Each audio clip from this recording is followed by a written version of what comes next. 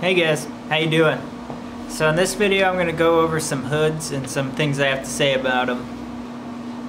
A couple weeks ago at work they decided to hook us all up with some fresh air hoods, which is awesome. So we got some Miller hoods that they got a flip screen with a protective shield underneath, and then it's a regular auto darkener, and it's got a respiratory system where your face is sealed in there, and then you wear a little backpack with a fresh air hood and it just pumps nice cool fresh air in there, so it'll be nice for the summer.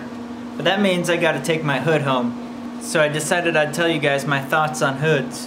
If you're just beginning, just getting into welding, you have basically two choices. You've got a passive helmet and an auto darkener. A passive is like this Jackson. It's a single fixed shade, no on and off, so it's always dark, and you can put whatever shade you want in there. This one's either a 10 or a 12, I don't remember. Anyways, so if you're gonna go from, say, MIG welding steel to TIG welding aluminum, you'd want to change it. Like MIG welding steel, I'm usually around an 11, and then I want a 13 for when I'm TIG welding aluminum. And then you've got your auto darkener, which this one's a 2.5 shade when it's not being used, so you can see pretty good through it. But then as soon as you strike an arc, it switches over to dark. This auto darkener was about 300 bucks right here. This Jackson fixed shade was about 35 bucks.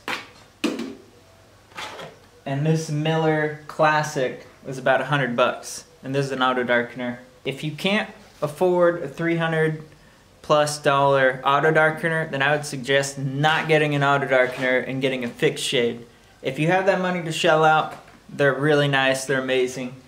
If not, stick with your passive shade. It's kind of like learning on a stick shift. Once you learn on it, you don't really ever forget, and going back to it's easy.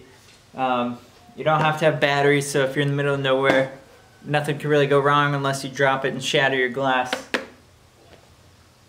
Replacing these, if they break, is basically like buying a brand new hood. They're like 300 bucks. Because all this is just plastic. This one is a $100 auto darkener. Sucks, a big one. It half the time doesn't even auto darken, so you just get blinded by the arc. It's this itty bitty viewing screen, like 1.5 inches, 1.25 inches. Itty bitty. This passive, 35 bucks. 4-inch viewing screen, 5-inch, something like that. I think it's 5x4. And then you get your Jackson headgear that came stock with it. And to me, Jackson headgear is the best in the world. It has a cam. Like this adjustment's crazy, but it has a cam up the top, so no matter how loose you have it, when you look down, it doesn't fall until you do that.